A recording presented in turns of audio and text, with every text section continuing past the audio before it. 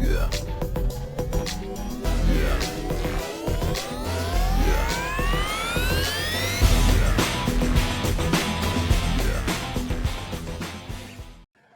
What's going on, everybody? The Cornerman _ MMA, Ryan the Mighty Quinn here. I got a few guests on today. Actually, it's funny. I started following all three of you separately through different areas. Um, Eric McGregor through Twitter. You know, you and I follow the same causes with the commissions and stuff like that. Carla, I got notified about you through a mutual friend of ours that told me everything you were doing, and she'd be a great guest on your show. And I'm like, yeah. And then, I didn't really connect until a few weeks later. Life.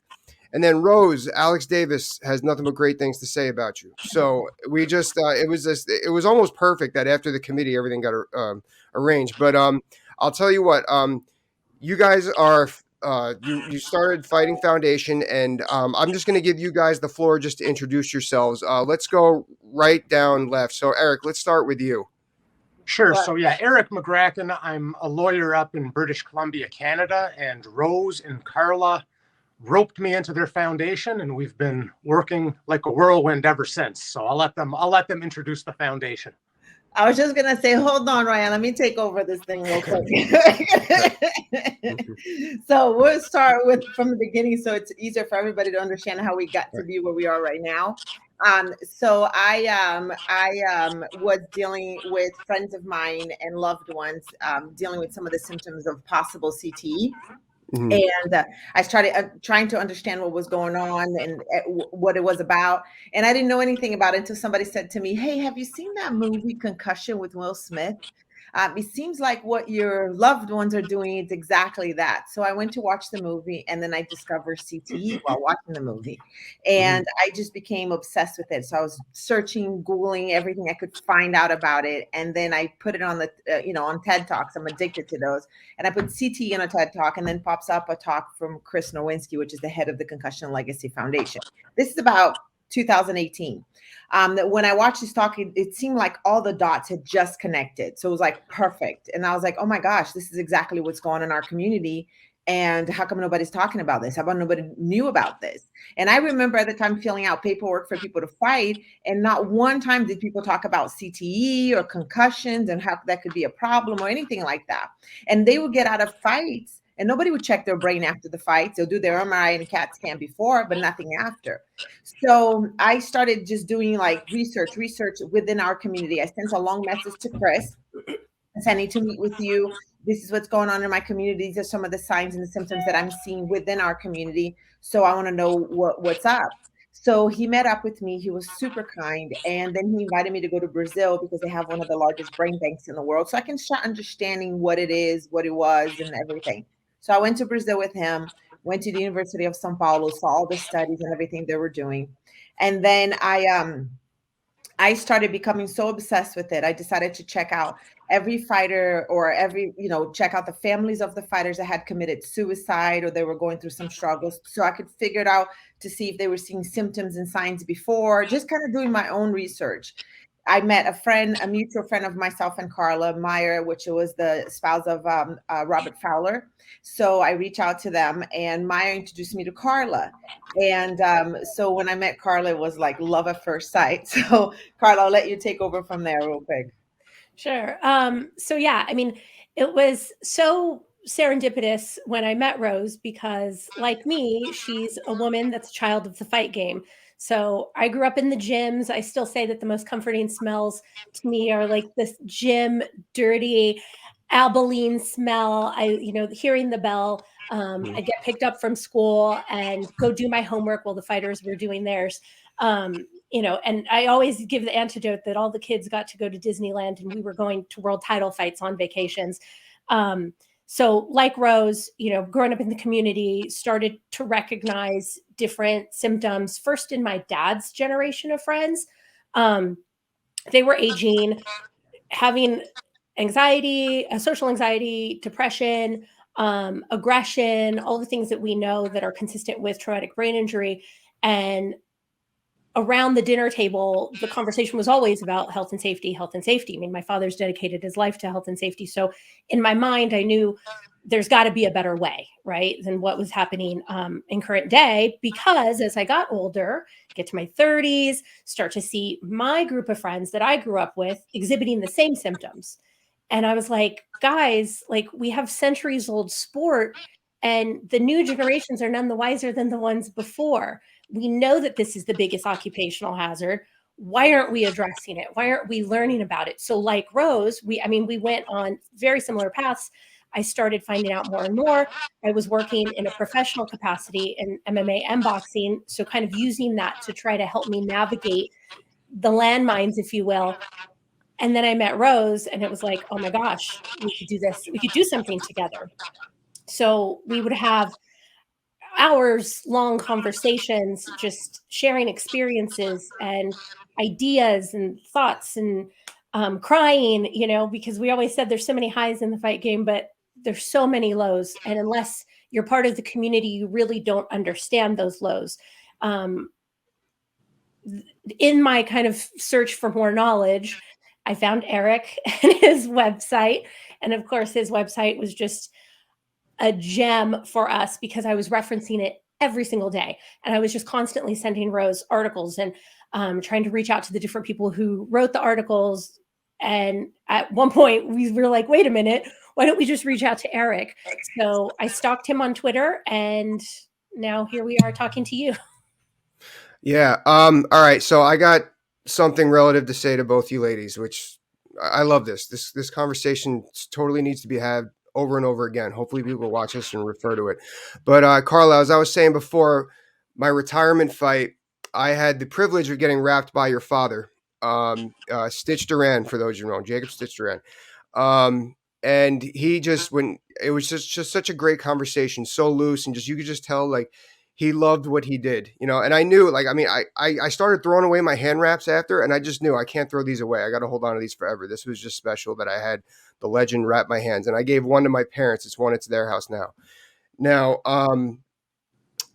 Rose, so, you made me think of my career and the friends that I have, the loved ones that I had, showing these signs, showing these symptoms. And I remember when, when you're in your early 20s, you're bulletproof. You don't think of anything, and then, I retired when I was 30 years old, still in my athletic prime, but, things, I wasn't sure which direction I was going with fighting. Health wasn't one of the issues, thank God. I had a pretty healthy career minus a couple of surgeries. But I see now, my group of friends, my generation, at 30, everything's great. Everyone's still in their athletic prime. Now I'm 35, and we're seeing people, like, I always look at it like this. I want to have one more fight every day, but I'm happy that I have that option where I want to, and A, I don't need to, whether for the money, or B, that I can't because of my health. I'd rather have this battle, this internal battle with myself, than the others. And now I'm seeing a lot of my friends. I had this conversation with James Krause too when he was on here. We're seeing where he just retired, and he announced, we had a conversation about how where we're seeing our friends that, our age, that have continued to fight throughout that time, and they're not the same, not in the cage, not outside of the cage, and it's really tough to watch. And I just would love the education on this. Now, first thing, I'm not sure if this is what we used to hide behind. We used to hide behind 15 years ago when I really started training full time. Let's see, 17 years ago. Oh, the sport's too new. We don't know enough about it to really know the long-term effects. It's not boxing. And that was the next thing is, oh, it's not boxing. It's actually safer than boxing. It just works because of the cuts. There's not as much damage. And then going on, it's this, but you could start training, now we're finally getting educated on it. Well, we're starting to, thanks to you guys. So I'm really happy that you guys are doing this. One thing I want to ask you guys about is, I don't know, this is a constant argument in the gym. A lot of people are saying, that I always kept the headgear on, but everyone's saying, oh, having headgear on is worse because then people are going to see that you have the cushion there. They're going to swing as hard as they can. Is this a topic that you guys have discussed? Absolutely. First, I want to say something real quick. Is that when you're fighting in your fighting career, you're thinking about all the damage that you're doing to your body. Maybe your back hurts, your knees are jacked up, and you have all these things wrong with you, right? But no one is ever thinking about the brain. No one is ever thinking about the brain. You're thinking about how all the different damages you have in your body. Nobody talks about the brain. And we've talked and discussed, and we know a lot about headgear, because headgear actually gives you a false understanding or a belief that you're actually protecting your brain, when on honestly you're actually doing the opposite to it. Why? Because the headgear is not to protect you against any hits. The headgear is to protect you from getting cut. So a lot of people would think, I had a talk with, who was it? Jesias Cavalcanti. I just had a talk with him. And he basically said, yeah, they put the rule of headgear at the gym, and I was feeling that I was getting hit even more with the headgear on, because people, they're hitting it. They're like, oh, they have the headgear on, no problem. I can hit as much as I want. When honestly, that's not the case. So the headgear, yeah, could it be a little bit of cushioning on it? Yes, but it's not stopping it at all. In most cases, actually makes it worse. My dad actually left the UFC when they added gloves. And having this, I didn't know this when I had a conversation with him. I think you were on the phone, Carla, with me and my dad at the same time, if I'm not mistaken. Yes. When he said to both of us, he said, ladies, I basically left the UFC because they added gloves, because I felt they were protecting the hands and damaging the brain. And it was like, what? I didn't even know that before. So yes, the headgear does give you a false belief that you're actually protecting yourselves when you're actually not. Gotcha. Yeah, Ryan, I'd love to chime in on this just quickly as well. So when they added gloves to the UFC, I dorked out and I went through this and looked at it. The knockouts and TKOs by fists went up 10 times. So until the gloves came in, nobody was knocking the other guy out with their fists. Just wasn't happening, right? So gloves are a weapon. We all know that. If you've ever punched anything repeatedly with and without gloves, your fists are vulnerable without the gloves. And the headgear don't do a single thing to prevent CTE or to prevent concussions. The Association of Ringside Physicians is going to put out a consensus statement in the, I'm not sure if it's the next few weeks or months, but I'll publish that across whatever audience I could reach about exactly what headgear does. But your comment about the sport is new and we don't know if it's that bad and it's not as bad as boxing. The one thing that's been known for over a century is repeated hits to the head are no good. And the fewer hits to the head you take over your career, the better your odds are of having a decent future when you walk out of it. And so whether it's MMA, whether it's boxing, you can't get hit in the head a lot, and you got to train smart, right? And headgear, I think all of you are dead right. It gives folks a false sense of security. All of a sudden, people amp it up a little bit. People are more comfortable getting the shots to the head, but all that stuff does long-term damage. So that's a great message to get out there. Well, I'll add too that the vast majority of the damage that happens to your brain happens in the gym. So when you see guys and they have like a devastating knockout and guys are like, oh, he has brain damage now. He has a brain injury, yes, but the damage had been happening during training camp. And it's, again, to echo what Eric just said, it's the cumulative damage. So you can see why that happens in camp. Oh yeah, I got 3 instances, luckily not mine, where fighters had suffered a concussion 2 weeks before a very big fight and then got knocked out in the fight, which everyone thought that it was some crazy power shot, but really it was an injury that was already sustained. Sorry, Ryan, one more ad. It's like he's never going to get another question in. One more ad. You got to remember that once you cut weight, it takes 48 to 72 hours for your brain to hydrate. Your brain doesn't hydrate like your body. So when you look at your body and your body's hydrated and you're good to go, your brain's still completely dry. So most of these guys are actually fighting with a complete dried up brain, which causes it, to become a lot worse when you do have a knockout. Yeah, you can't sustain a punch that you would normally be able to with a dry brain. Right. That goes into my next question. We were talking about brain trauma education. Tell me about the white belt video that you guys were discussing earlier with the weight cutting and everything. Video. That's a perfect way of saying the white belt video. Eric, do you want to take this one? Sure. Well, just the fight community, through jiu-jitsu and everything else, we all know the white belt. It's the first thing you get before you step on the mats.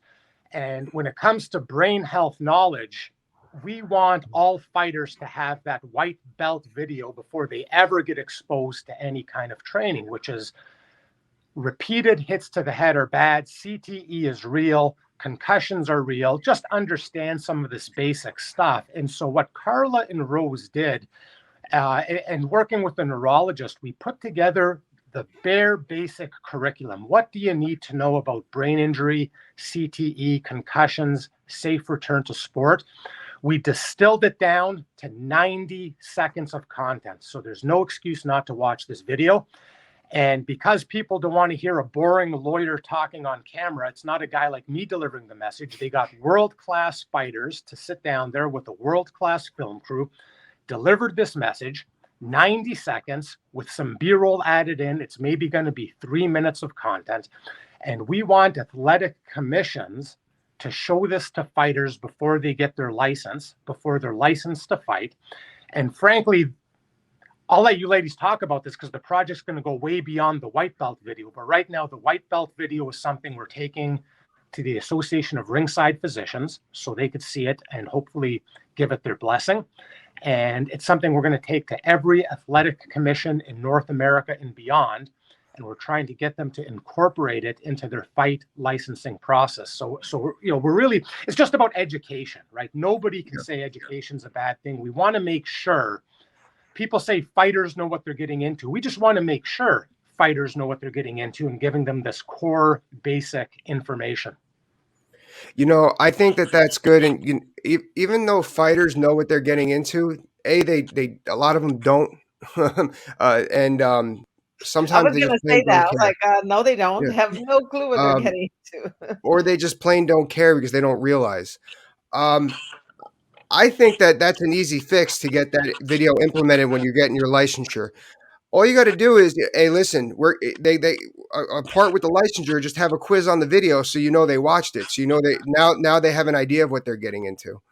Yeah, Ryan, I you're a don't. smart man because that's exactly what we got. We got a 10-question quiz to prove you watched the video and to prove that you absorbed the information in there.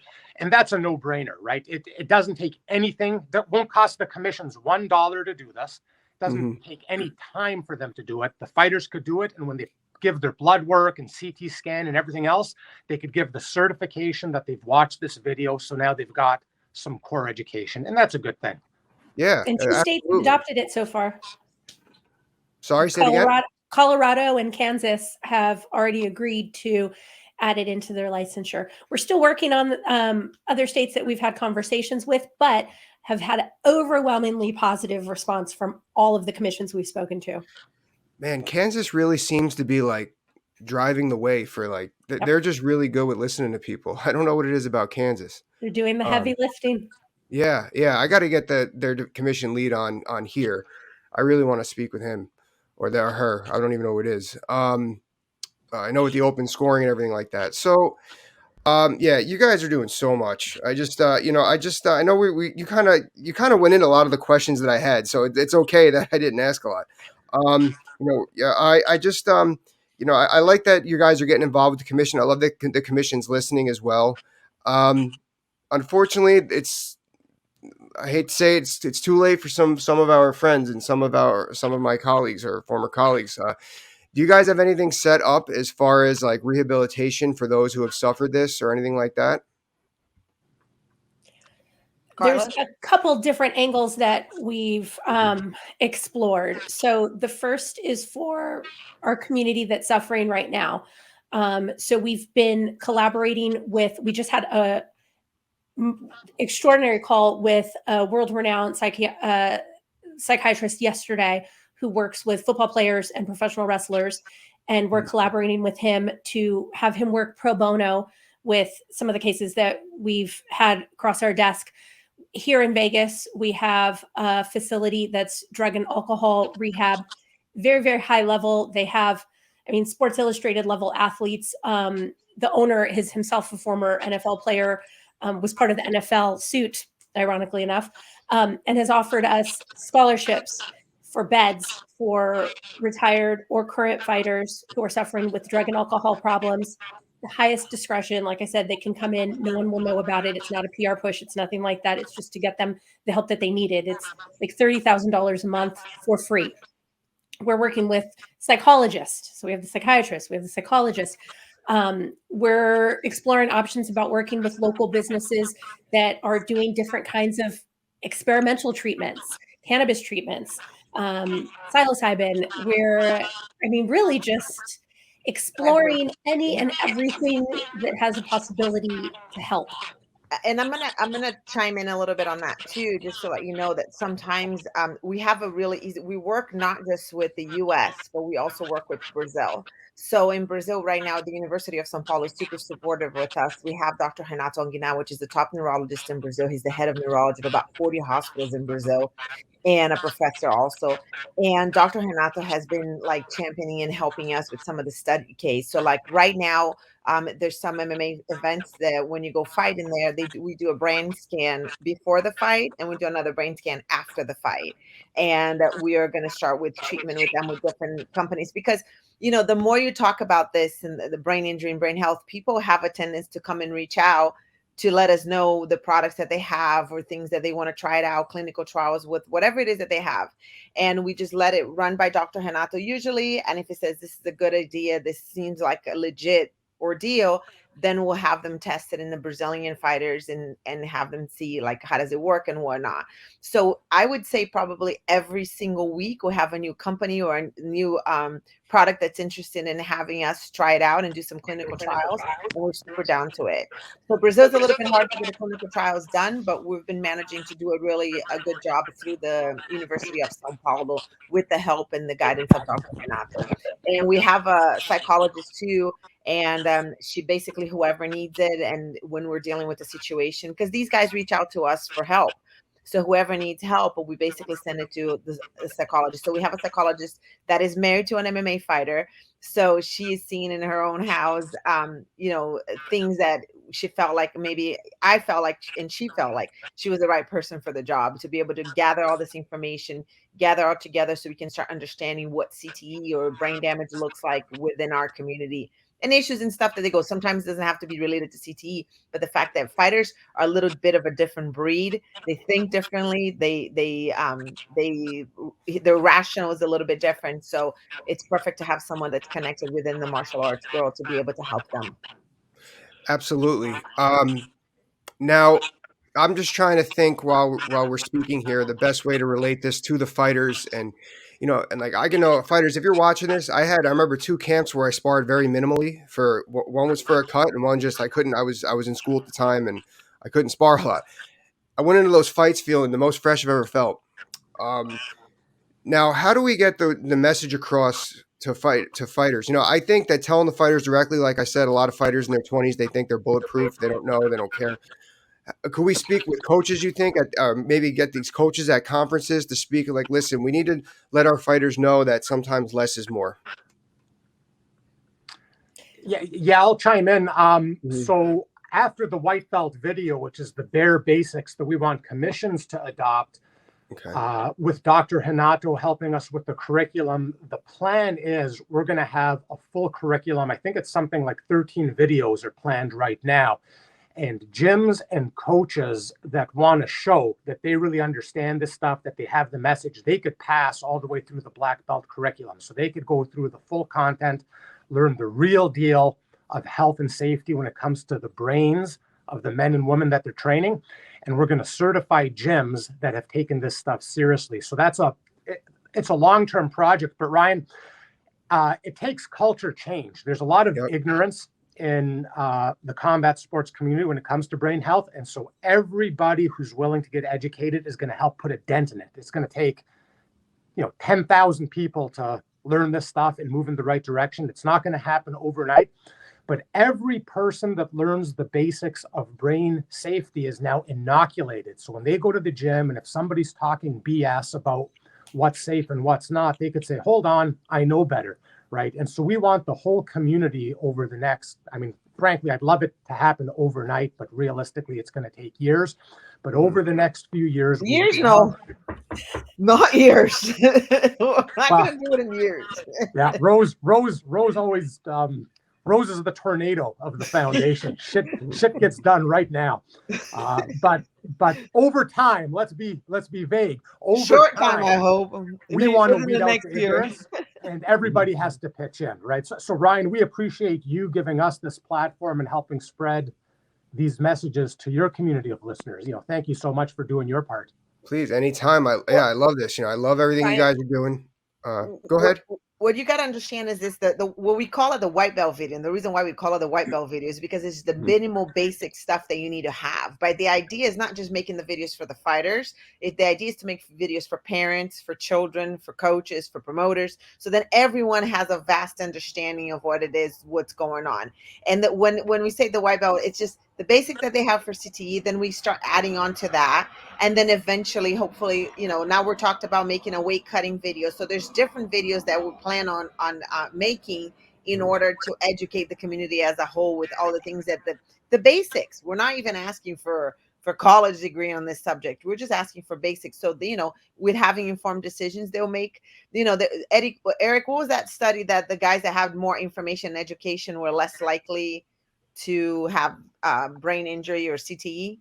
Yeah, so just quickly here, I'll say two things. One, there's a study where a guy pulled a whole bunch of fight gyms, Muay Thai, MMA, kickboxing, pulled the coaches. 6% of them had adequate concussion knowledge. Like, it was just a dismal statistic. These guys did not know the basics. There was another study, and they broke down a whole bunch of retired boxers and MMA fighters. Now, I don't know if this is representative, but about 40% of those fighters were suspected to have CTE. So that's a scary number, okay? And of those fighters in the study, the ones that had more education had less CTE. And so education helped people make better choices. They had shorter careers, they had less hard sparring, they had fewer bouts, they had more time in between bouts. And all of these things seem to make a difference about the guys who got out of their career with more damage versus less damage. So we know education makes a difference. One of the quotes I like to repeat is, right now there's no cure for CTE, but there is a cure for ignorance. It's a very easy cure. It's education, right? Just learn the basic facts. And when you learn the basic facts, people can make better decisions. And there's data out there that better decisions lead to better outcomes. So I've got some passion behind this project. It's easy to push education, and we don't meet a lot of resistance. Everybody commissions, everybody says, yep, education's a good thing. We can get behind it. So we're going to keep pushing this. Yeah. Hey, listen, if there's anything I could ever do, please, I probably have a similar network that you guys have, but I know a lot of nutritionists, if there's anyone I can get you in touch with, please, you have my email, my phone number is in the email, I believe, or you have me on Twitter. Please, I would love to help the initiative.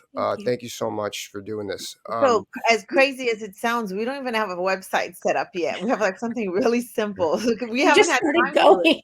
We're like going, and we don't have anything set up. But the intention. That's how I do things. Just get started. That's it. It's like we're so far ahead. We're like, we don't even have a site, dude. We don't even have anything set up yet. But what we have is so the intention is eventually once we have a site set up is to be able to have a place where everybody can volunteer a little bit of their time or whatever it is and help raise funds for this, because there's a lot of guys, sometimes I'll go into a fighter's house that needs help, and then when you walk in, and like I call Carla sometimes, I'm like, Carla, we need this, and I didn't even know we need this in our list. Like, we need sometimes people to help them decorate the house so they feel at ease when they're in the household, or sometimes, find housing for some of the fighters that don't have a place to live. And we're talking about people that have been legends in the sport, and they're in the situations that are just absolutely despicable, And I myself go in and I'm like, okay, Carla, I told her, I said, Carla, I'm doing, she's like, so what are you doing? You cleaning their house? I'm like, yes. They're like, roll up my hair, shorts on, t-shirt. And here I am, like, doing major house cleaning, throwing everything away, and just giving them a new start, because sometimes they're so caught up in that situation, it's hard for them to get out. And now you got to remember that these guys that fought back in my age, they're about 40 something years old, have been let go by their wives. Their children are not really getting along with them at this point, with all the differences and stuff with the brain, with the the symptoms. And what they have now is that their parents, they're like 7 years old, are caring for them. So it's a really delicate situation. And I want to say something too, that is that we keep calling it CTE. I want to make it clear that we can't diagnose CTE until after somebody passes away. So what we have now, it's called TES, which is traumatic encephalopathy syndrome, which means is that you have all the symptoms of possible CTE, but you haven't been diagnosed with CTE because you can't diagnose it until you pass away. I think it's important for fighters to, if possible, to obviously pledge their brain through the Concussion Legacy Foundation. So then we're able to have a reach and be able to get a hold of these guys to do the studies. And now, obviously, signing the petition that we have over with the athletic. With the Association of Boxing Commissions, because that gives us a way of communicating with them. And the intention for me is to use these people that are signing this petition to have a voice. And I don't intend to do anything without their asking them. So this is not about somebody choosing anything for them. It's about us collectively working with them and letting them make the decision. We're just here working as a liaison. Is that the right word? Little conduit. Yes, so it's just to basically help them and guide them through this. But we're not here to make decisions for them, to choose anybody to represent them, to do any of that. Enough is enough. People have been representing and choosing things for fighters for far too long, and it's time for them to be able to have their own voice and talk what they want to see, who they want to see at the table, what they want to see at the table. And we gathered the signatures. We haven't even talked about that, did we? Mike, Oh no, yeah, go for that. I signed it. Go talk about that. So we were invited to speak at the ABC meeting, and we didn't make it. So we watched it live, and we were talking to each other while we were watching it live. And when Dean Thomas came in on Monday night, it was like a breath of fresh air. We were watching the whole thing, and the whole day I was like, Eric, who is this? Eric, what is this? Oh, who is this? Why are they saying this? And I was kind of blown away because I felt like there was a lot of just people that didn't really know and represent or understood what the fighting community even is there, which is really unfortunate. So when Dean Thomas came in and spoke on open scoring, I was like, Eric, are we voting in this today? Or he's like, no, it's just an idea. And these things are taking way too long. Like the eye poke rule just passed right now. I mean, amazing, but that should have been in the plate and the table and done like years ago. I remember being something that I wanted to change maybe 5-7 years ago. So, but anyway, so Dean Thomas came in Monday night, or Monday at the end of the day of their conference, and it was a breath of fresh air. So we were speaking with each other like they don't have a fighters committee and whatnot. And then Eric sent an email to Mike Mazzoli, and then came and told us, hey, I sent an email about the idea of possibly creating a committee for fighters. And we were like, this is amazing. And Eric says, hey, do you guys think you can gather maybe 25 signatures, 50 signatures? That seemed like that would be incredible for this thing. And within 24 hours, we had over 130 signatures. And this is just people that we literally just through my phone and her phone, or just texting some people. It's funny because yesterday I was talking to Bob Baloo. He's like, did Eric also sign? I was like, dude, I didn't even call Eric yet. He's like, what? You're so close to him. I'm like, I haven't called anybody that I know. I was just, who can I think of it right now? And just sending it to who I was thinking. And it's been really wild. So we have now over 250 signatures. And I feel very passionate about the fact that some of these guys, as I was talking to them, were feeling very jaded, just not believing anything anymore, that nothing's going to change no matter what I do. And, and this wasn't even something to put a union together or anything like that. This is just a signature saying, hey, I like the idea of having a seat at the table that makes decisions for us. That's it. And people were afraid of signing that, which we had to be really like, how can you be afraid? But at the same time, I got to remember is that if you're being held with the elephant at the chain, Carla talks about that, like you're being held with chains for so long that when you let go of the chains, you don't even know how to get out of there. So they don't even know that they could sign something. It's nothing. But they couldn't even comprehend that it was nothing. So the second they see a gathering of fighters for whatever that reason might be, they just want to stay away from it because they don't want to be involved in that. It's like so gnarly, but it's at the same time is really cool too, because everything they're fearful of, because their careers could be affected, because if you're a manager, you don't want to speak because they could jeopardize your fighter. None Right. of that bullshit, I mean, makes sense to us, because they can't affect me. They can't affect Carla. They can't affect us at all. We're Mhm. children of this community. We're wives, we're sisters, we're mothers of this community. And there's nothing they can do to us, which is, Well, silly, I'm going crazy, to add but at the same time, cool. that what's really, really rad about the whole thing is that it's not just MMA, right? So we have world class, I mean, from journeymen to champions to Hall of Famers, boxing, combat jiu-jitsu, Muay Thai, kickboxing, MMA. It is prize fighting, right? You get a check for getting punched in the face, come on board. And, back to the education, my dad always tells me education is key, education is key.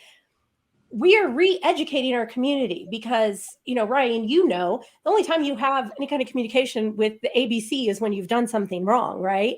So you think of them as like the big bad wolf. And I know Rose and I laugh at this all the time, but like there's this like, and they don't understand that, yeah, they could probably do some things better, but they're really well intentioned. Mike is a great guy, and he has some great plans to move forward and cement his legacy as the best head of the ABC of all time. And that's huge. And even what we've done now, I'm trying to think of a time when there's ever been 250. Well, has there been 20 fighters that have agreed on anything, From all martial arts together. Yeah, like Boxing to MMA. it's unprecedented. So we really have something special on our hands, and I'm so pleased to know, and I know I speak for Rose and Eric too, that Mike is supportive of this initiative and ready to move forward and do the right thing. Yeah, absolutely. And I don't think he's the only one either. I spoke with a couple of the other commission heads, and they're interested to see how this pans out. They're open for it. Like a lot of them do say, we're always up for learning more about like how to keep the fighters safe. So proof is in the pudding, but it looks like it's going in the right direction. Actually, Mike called me on Wednesday evening, and I was swamped. But him and I are. I'm going to talk to him later today. Hopefully, he's got some good news with what's going on. But he's been really great about this. Um, this was such a great conversation. I love this is only the beginning for me. I mean, you guys been at it, but this is like, there's still so much more that's going to happen, and it's all good stuff. Is there anything I missed, anything we missed that we could discuss before we close? I'll just quickly say our to-do list went from like 10 items to 100 items. Like every day we're trying to achieve more than the day before. And like Rose says, we haven't even finished our website, which was on our initial to-do list, but we've got a placeholder website up right now, fightingfoundation.org. And if you go there, it's bare bones, but you could reach out to us. We always need volunteers, psychologists, psychiatrists, fighters, coaches, anybody involved in the game, anybody who has something to pitch in. If you want to pitch in, if you like what we're doing, get in touch with us, because we're growing our network by the day. And the more hands on deck, the easier it'll be for us to achieve this ever-growing list of things that need to get done. Awesome. Please send me the link. Go ahead. We're never going to finish here. I have one thing too, is just to let people know that sometimes you are seeing somebody that you think it has CTE because of the way they're speaking, the way they're talking. Trust me when I say to you this, that the people that are suffering the most are the ones that you cannot see at all. The ones that reach out to us, they're in desperate need, like immediate need, are the ones that are well-spoken. They have nothing wrong with their speech, and they sound and seem pretty, everything is incredible. And they're the one hurting the most. So we can't really be saying to somebody, so-and-so has CTE for sure. Yes, they might have some syndromes or some maybe speech impairment or whatever the deal is, and might not be acting correctly, but it doesn't mean that they have anything like that. So in order to diagnose CTE or the traumatic encephalopathy syndrome, you have to be tested correctly. So we hope too that these MRI and CAT scans, we have a long wish list of things that we would like to see, but one of them too is the neuropsychological and neurocognitive testing before fighting, because I think that's going to, kind of take a lot of the guys out that shouldn't be fighting anymore out of the loop. MRI and CAT scan is doing jack and shit for them. What they need is a neuropsychological, neurocognitive testing. So So there's a lot of little things that need to change that's going to make a huge difference on us moving forward as a community. So that was it. Everything you guys, everything we've discussed that has a link to it, please email me. I want to make sure that when I post this video that it's in their face and they can check it out. I'm also going to put it in the description so they see it. Thank you so much, Fighting Foundation. I love doing this. We should do another checkup video before the year closes just to see progress. And again, anything I can do, please let me know. Will do. Thank you so much, Ryan. Thank you. Thank you. Thank you. Good to meet you. Good to meet you. That's a wrap.